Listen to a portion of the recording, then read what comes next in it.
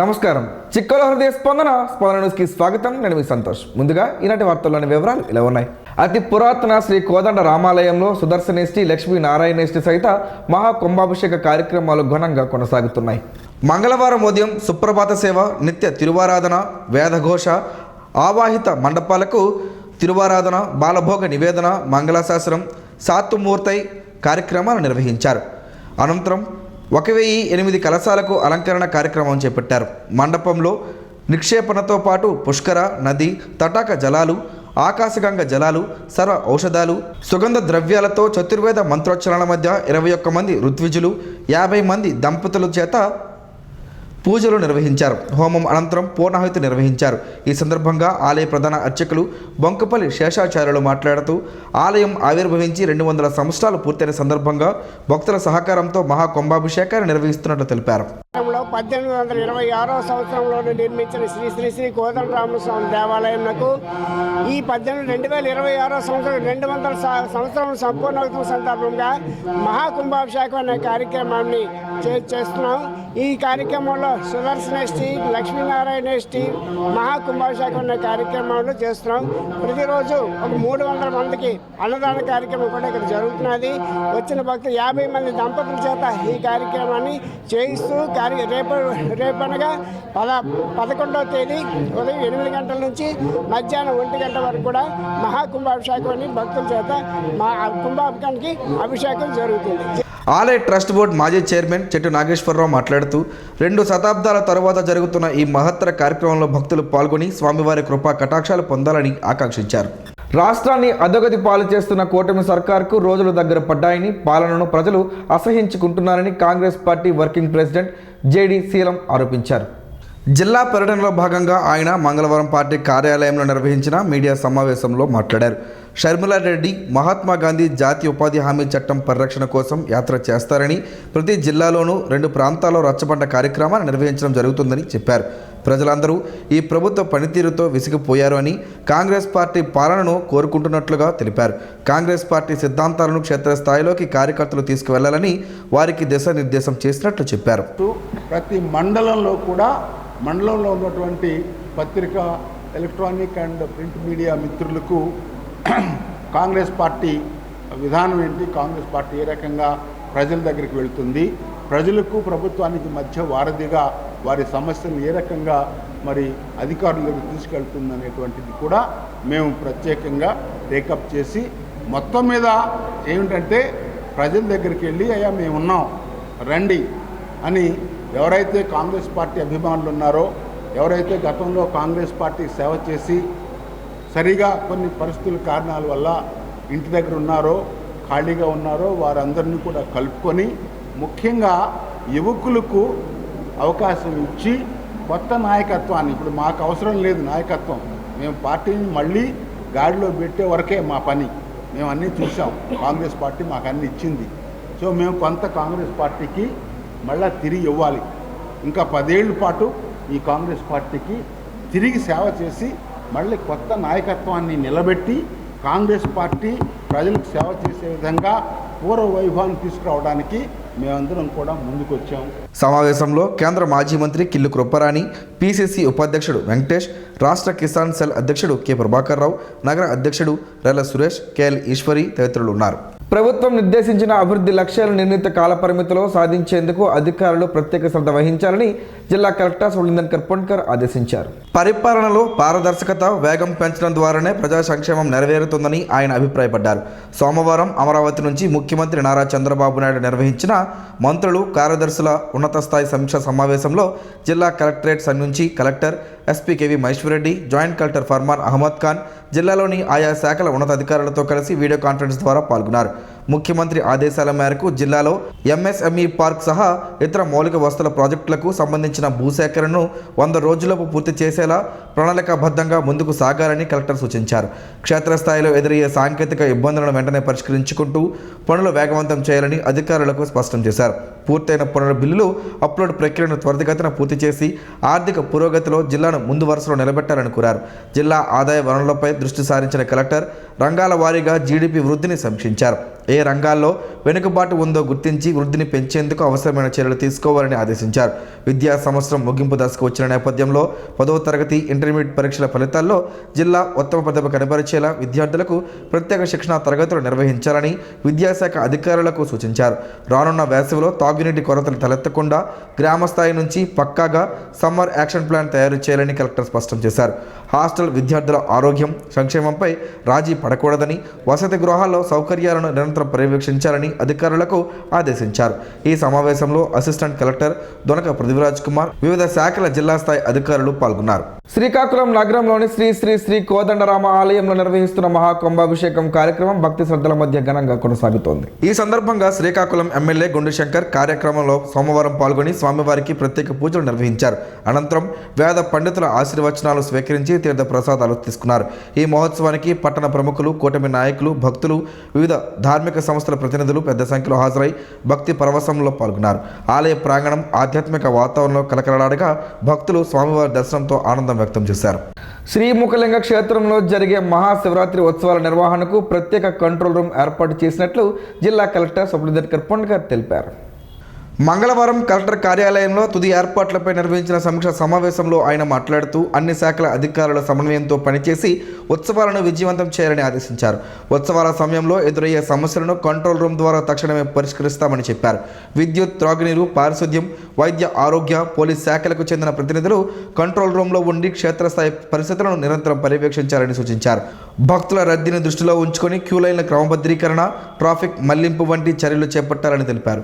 CC కెమెరాలు, డ్రోన్ల ద్వారా భద్రతను పటిష్టం చేయాలని ఏఎస్పీకి ఆదేశించారు. 18న జరిగే చక్రతీర్థ యాత్రకు ప్రత్యేక ప్రాధాన్యత ఇవ్వాలని, పార్కింగ్ ప్రాంతాల్లో సిబ్బంది అప్రమత్తంగా ఉండాలని చెప్పారు.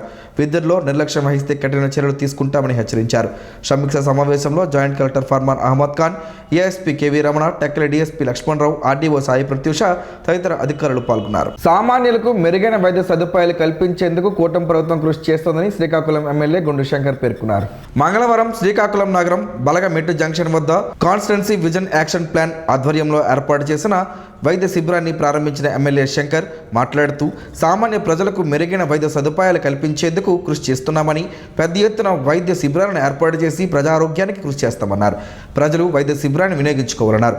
క్యాన్సర్కు ముందస్తు పరీక్షలు, కంటి పరీక్షలు, సాధారణ పరీక్షలు, రక్త పరీక్షలు, గుండె సంబంధిత పరీక్షలు తదితర వైద్య పరీక్షలు నిర్వహించడం అభినందనీయమని వైద్యులను, వైద్య సిబ్బందిని అభినందించారు. కార్యక్రమంలో కూటమి నాయకులు, తెదేపా సీనియర్ నాయకులు తదితరులు పాల్గొన్నారు. అలాగే కిమ్స్ 2 హాస్పిటల్స్ వారు కూడా ఎవరైతే పేదవారు ఉన్నారో వారికి మెడికల్గా కూడా అన్ని టెస్టులు తీసుకొచ్చి కౌన్సిలింగ్ చేసి వారికి ఆరోగ్యపరమైనటువంటి సమస్యలు లేకుండా చేయడానికి, ఎందుకంటే ఆరోగ్యమే మహాభాగ్యం, ఆరోగ్యంగా ఉంటేనే మనం ఏదైనా చేయగలము. అందుకే మొదట ప్రాధాన్యత వారికి అన్ని టెస్టులు చేసి వైద్యపరంగా ఎటువంటి సహాయం చేయగలం అనేది, అలాగే మంచి ఆహారం అలవాట్ల కోసం, అలాగే డైట్ కోసం, ఆరోగ్యంగా ఉండడానికి కోసం ఏం చేయాలనే దానిపైన కౌన్సిలింగ్ కూడా ఇవ్వడం జరుగుతుంది. శ్రీముఖలింగం మహాశివరాత్రి ఉత్సవాలను ఘనంగా నిర్వహించేందుకు నరసన్నపేట ప్రైవేట్ వైద్యులు తమ వంతు సహాయంగా 1,60,000 రూపాయల విరాళాన్ని సేకరించి జిల్లా కలెక్టర్ సుబ్రహ్మణ్య పొన్కర్కు మంగళవారం అందజేశారు. ఈ విరాళం అందించిన వారిలో డాక్టర్ బలగ మురళి 20,000 రూపాయలు, బగ్గు సరోజినీదేవి ఆసుపత్రి, గులివి ఆసుపత్రి, doctor Ponnada Ganesh, doctor Tadela Srikanth, doctor Balaga Ramanarao, Amrutha, doctor Bora Sairam, doctor Rajendra, Kiran Madhuri, doctor Anil Krishi, doctor Ponnana Gurunatham, doctor Reddy Sandhya తలా 10,000 రూపాయలు చొప్పున ఉన్నారు. భక్తుల సౌకర్యార్థం వైద్యులు సామాజిక బాధ్యతతో ముందుకు రావడం అభినందనీయమని కలెక్టర్ పేర్కొన్నారు. అలాగే doctor Paagudi Shankar, doctor Surapu Krishnarao, Sudharani, doctor Menda Praveen, Padmavathi, doctor Tarra Suresh, doctor Balka Naveen, doctor Reddy Bhargav, doctor Balaka రమేష్లు తలో 5,000 రూపాయలు, డాక్టర్ గురుదేవ్ 3,000 రూపాయలు, డాక్టర్ ప్రకాష్ 2,000 తమ వంతు సహాయం అందించారు. కలెక్టరేట్లో జరిగిన ఈ కార్యక్రమంలో డీసీహెచ్ఎస్ డాక్టర్ కళ్యాణ్ బాబుతో పాటు వైద్యులు గణేశ్వరరావు, మురళి, బలగ, భార్గవ్, శంకర్రావు పాల్గొన్నారు. అంతర్జాల భద్రతపై ప్రతి ఒక్కరూ అప్రమత్తంగా ఉండాలని జాయింట్ కలెక్టర్ ఫర్మాన్ అహ్మద్ ఖాన్ జిల్లా ఎస్పీ కేవీ మహేశ్వర్ రెడ్డి సూచించారు. ఫిబ్రవరి 11వ తేదీన సురక్షిత ఇంటర్నెట్ దినోత్సవాన్ని పురస్కరించుకొని కేంద్ర ప్రభుత్వం రూపొందించిన అవగాహన పోస్టర్ను సోమవారం కలెక్టరేట్లో ఆవిష్కరించారు. ఈ సందర్భంగా వారు మాట్లాడుతూ మంచి ఇంటర్నెట్ కోసం అనే థీమ్తో ప్రజల్లో అవగాహన కల్పిస్తున్నట్లు తెలిపారు. కార్యక్రమంలో assistant collector Prithviraj Kumar, DIO Kiran Kumar, ADIG Vijayababu, LDM Srinivasarao తదితరులు పాల్గొన్నారు. మహిళలు ఆర్థికంగా అభివృద్ధి చెందేందుకు నాబార్డ్ ఆధ్వర్యంలో 15 రోజుల శిక్షణ కార్యక్రమం నిర్వహిస్తున్నట్లు శ్రీకాకుళం ఎమ్మెల్యే గుండు శంకర్ తెలిపారు. మంగళవారం గార మండలం మొగదలపాడు గ్రామంలో స్వయం సహాయక సంఘ సభ్యులకు చేపల ఉత్పత్తుల్లో తయారయ్యే రొయ్యల పచ్చళ్ళు, చేపల వంటకాలపై శిక్షణ తరగతులను ఆయన ప్రారంభించారు. ఈ సందర్భంగా ఎమ్మెల్యే మాట్లాడుతూ సెర్ఫ్ డిఆర్డీఏ పర్యవేక్షణలో శిక్షణ అందించి శిక్షణ కాలంలో రోజుకు 50 రూపాయలు ప్రోత్సాహకంగా ఇస్తామని తెలిపారు. శిక్షణ పూర్తయ్యాక సభ్యులు వ్యక్తిగతంగా లేదా సమూహాలుగా వ్యాపార యూనిట్లు ఏర్పాటు చేసుకునేందుకు నాబార్డ్ ద్వారా ఆర్థిక సహకారం అందిస్తామని పేర్కొన్నారు. కార్యక్రమంలో నాబార్డ్ డీడీఎం రమేష్ కృష్ణ, అధికారులు, గ్రామ పెద్దలు, స్వయం సహాయక సంఘ సభ్యులు పాల్గొన్నారు. జేఏసీ జోన్ 4 కాన్ఫరెన్స్ విశాఖపట్నంలోని హోటల్ ఆరెంజ్లో ఘనంగా జరిగింది. జోన్ చైర్మన్ 2024 జేఎఫ్ఎస్ పాలిశెట్టి మధుబాబుకు జోన్ స్థాయి టాబిప్ విన్నర్ అవార్డును అతిథులు అందజేసి సత్కరించారు. కార్యక్రమానికి JFS KV Ratnam, KV Rao, PMG Shankar, zone president RPP Chaitanya, Vasanthavada హాజరయ్యారు. Zone chairman JFS Vineeth Jain ఆధ్వర్యంలో 2025లో జేఏసీకి సేవలందించిన అధికారులను సత్కరించి అవార్డులు ప్రదానం చేశారు. సౌత్ కార్నివాల్కు సహకరించిన సభ్యులకు మెమోంటోలు అందజేశారు. 2026 సంవత్సరానికి జేసీ రామరాజును చైర్మన్గా ఎన్నుకుని అభినందనలు తెలిపారు. కార్యక్రమంలో ట్రెజరర్ కామేశ్వరరావు సహా పలువురు సభ్యులు పాల్గొన్నారు. భోపాల్లో జరిగిన వెయిట్ లిఫ్టింగ్ పోటీలలో సౌత్ వెస్ట్ జోన్ విభాగంలో గార మండలం బోరవెల్లి గ్రామానికి చెందిన దోబా హేమశ్రీ గోల్డ్ మెడల్ సాధించగా ఆల్ ఇండియా ఇంటర్ యూనివర్సిటీ స్థాయిలో బ్రాంజ్ మెడల్ను కైవసం చేసుకుంది. ఈ సందర్భంగా విశాఖ ఏ కాలనీ క్యాంపు కార్యాలయంలో ఎమ్మెల్యే గుండు శంకర్ హేమశ్రీని అభినందించారు. జిల్లా ఖ్యాతిని జాతీయ స్థాయిలో చాటి చెప్పడం ఆనందకరమని పేర్కొంటూ క్రీడల అభివృద్ధికి తన వంతు సహకారం అందిస్తారని తెలిపారు.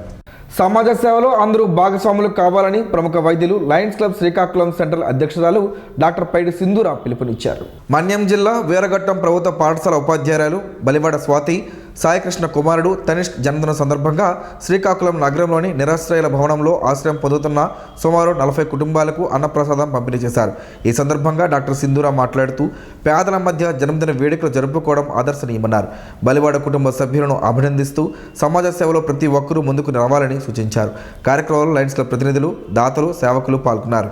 అరసవెల్లి సూర్యనారాయణ స్వామి ఆలయ పరిసరాల అభివృద్ధికి రాష్ట్ర పురపాలక శాఖ మంత్రి పొంగూరు నారాయణ ఇచ్చిన హామీని నిలబెట్టుకున్నారని ఎమ్మెల్యే గుండు శంకర్ తెలిపారు. శ్రీకాకుళం మున్సిపల్ కార్పొరేషన్ పరిధిలో అరసవెల్లిలో చేపట్టనున్న అభివృద్ధి పనులకు ఏపీ యుఎఫ్ఐడిసి ద్వారా 2.03 కోట్ల పరిపాలన అనుమతులు మంజూరయ్యాయని వెల్లడించారు. ఈ నిధులతో రిటైనింగ్ వాల్ నిర్మాణం, సీసీ రోడ్లు, డ్రైన్లు, మరమ్మతులు వంటి 5 ప్రధాన పనులు చేపట్టనున్నట్లు చెప్పారు. ఇంద్ర పుష్కరిణి వెనుక రక్షణ గోడ నిర్మాణానికి ప్రాధాన్యం ఇచ్చినట్లు తెలిపారు. త్వరలో టెండర్లు పూర్తి చేసి పనులు ప్రారంభిస్తామని పేర్కొన్నారు. నిధుల మంజూరుకు ముఖ్యమంత్రి, ఉప ముఖ్యమంత్రి, సంబంధిత మంత్రులకు ఎమ్మెల్యే కృతజ్ఞతలు తెలిపారు. నవయుగ స్కూల్ విద్యార్థులు విద్యతో పాటు సేవా గుణంలోనూ ముందుంటామని నిరూపించారు. మంగళవారం స్కూల్ ఆవరణలో Swaramadhuri association for the disable society ఆధ్వర్యంలో నడుస్తున్న అందుల ఆర్కెస్ట్రా బృందానికి విద్యార్థులు సేకరించిన 37,602 రూపాయల చెక్ను అందజేశారు. ఈ మొత్తాన్ని మేనేజింగ్ డైరెక్టర్ ఎస్వి చలపతిరావు ఆదేశాల మేరకు ప్రిన్సిపల్ ఎస్వి సునీత, మేనేజ్మెంట్ సభ్యులు, ఉపాధ్యాయుల సమక్షంలో ప్రతినిధి ఎన్ లక్ష్మణరావుకు అందించారు. 3 రోజుల పాటు విద్యార్థులు విరాళాలు సేకరించగా 6వ తరగతి విద్యార్థి బండాపు రాజ్ కుమార్ అత్యధికంగా సేకరించి ప్రథమ స్థానం సాధించారు. ప్రతిభ కనబరిచిన విద్యార్థులకు మెమెంటోలు, సర్టిఫికేట్లు, మెడల్స్ అందజేశారు. కార్యక్రమంలో ఉపాధ్యాయులు, విద్యార్థులు పాల్గొన్నారు. గార మండలం కే మత్స్యలేశం గ్రామంలోని మత్స్యనారాయణ స్వామిని శ్రీకాకుళం ఎమ్మెల్యే గుండు శంకర్ మంగళవారం దర్శించుకుని టీటీడీ ఆధ్వర్యంలో నిర్వహించిన శ్రీనివాస కళ్యాణంలో పాల్గొని ప్రత్యేక పూజలు నిర్వహించారు. ఈ సందర్భంగా భక్తులతో కలిసి గోవింద నామస్మరణ చేశారు. టీటీడీ పురోహితులు శ్రీదేవి, భూదేవి సమేతంగా శ్రీనివాస కళ్యాణాన్ని వైభవంగా నిర్వహించగా పరిసర ప్రాంతాల నుంచి పెద్ద సంఖ్యలో భక్తులు హాజరయ్యారు.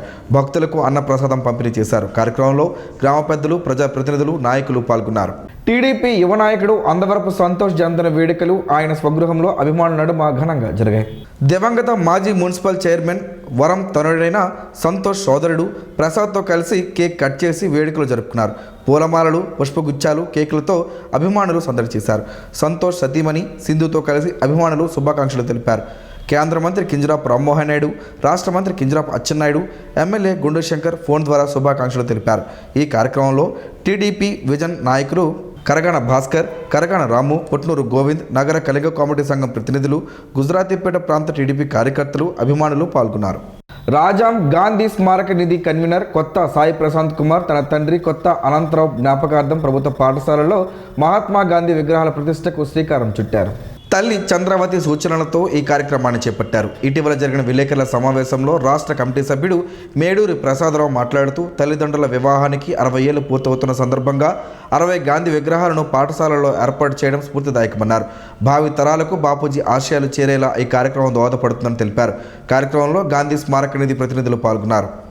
వల్ల పలు ఆరోగ్య ప్రయోజనాలు ఉన్నాయని ఆరోగ్య నిపుణులు చెబుతున్నారు. ఆ వివరాలు ఏంటో ఈరోజు ప్రసారం అయ్యే ఆరోగ్యమే మహాభాగ్యంలో తెలుసుకుందాం.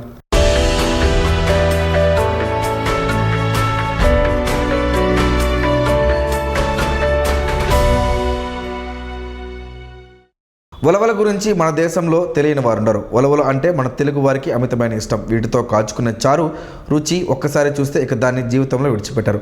అంతటి చక్కని రుచిని ఉలవచారు కలిగి ఉంటుంది.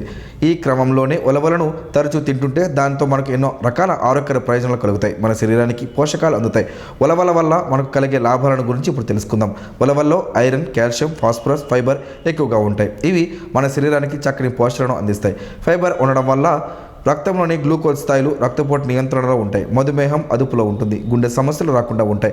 రక్త సరఫరా మెరుగుపడుతుంది. ఉలవలను కషాయం రూపంలో చేసుకుని తీసుకుంటే మలబద్ధకం పోతుంది. కఫం బయటకు వెళ్ళిపోతుంది. స్త్రీలకు ఋతు సమయంలో కలిగే సమస్యల నుంచి ఉపశమనం లభిస్తుంది. ఎక్కిలు తగ్గుతాయి. నేత్ర సమస్యలపై దృష్టి మెరుగుపడుతుంది. ఉలవలను రెగ్యులర్గా తింటుంటే శరీరంలో ఉన్న క్రొవ్వు కరిగి అధిక బరువు తగ్గుతారు. ఉలవ కట్టను ప్రతిరోజు ఉదయం పూట ఖాళీ కడుపుతో చిటికెడు ఉప్పు కలిపి తీసుకుంటూ ఉంటే సన్నబడతారు. ఉలవల్లో ప్రోటీన్లు సమృద్ధిగా ఉండడం వల్ల ఎదిగే పిల్లలకు ఎంతగానో ఉపయోగపడతాయి. వారి శరీర నిర్మాణానికి పనికొస్తాయి. ఆకలిని పెంచే గుణాలు ఉలవల్లో ఉంటాయి. మూత్రపిండాలు మూత్రాశయంలో ఏర్పడే రాళ్ళు కరిగిపోతాయి. మలమూత్ర విసర్జనలు సాఫీగా అవుతాయి. 1 కప్పు ఉలవచారుకి సమాన భాగం కొబ్బరి నీరు కలిపి తీసుకుంటుంటే మూత్రంలో మంట తగ్గుతుంది. మూత్రం సాఫీగా జారీ అవుతుంది. ఉలవలపై పొట్ట తొలగించడం, మొలకెత్తించడం, ఉడికించడం, వేయించడం వంటివి చేయడం ద్వారా ఉలవల్లోని పోషక తత్వాలు గణనీయంగా పెరుగుతాయి. ఉలవలు ఆకలిని పెంచుతాయి. కప్పాన్ని పల్చగా మార్చి బయటకు తెస్తాయి. కళ్ళు కన్నీరు కారటం, కళ్ళల్లో పుసులు కట్టడం వంటి సమస్యలకు ఉలవలతో చేసిన ఆహారాన్ని నివారిస్తుంది. మూత్రాశయంలో తయారయ్యే రాళ్లను కరిగించి కిడ్నీల పనితీరును మెరుగుపరుస్తాయి. తరచూ ఎక్కిల సమస్యతో బాధపడుతున్న వారికి ఉలవలను తీసుకోవడం వల్ల ఉపశమనం లభిస్తుంది.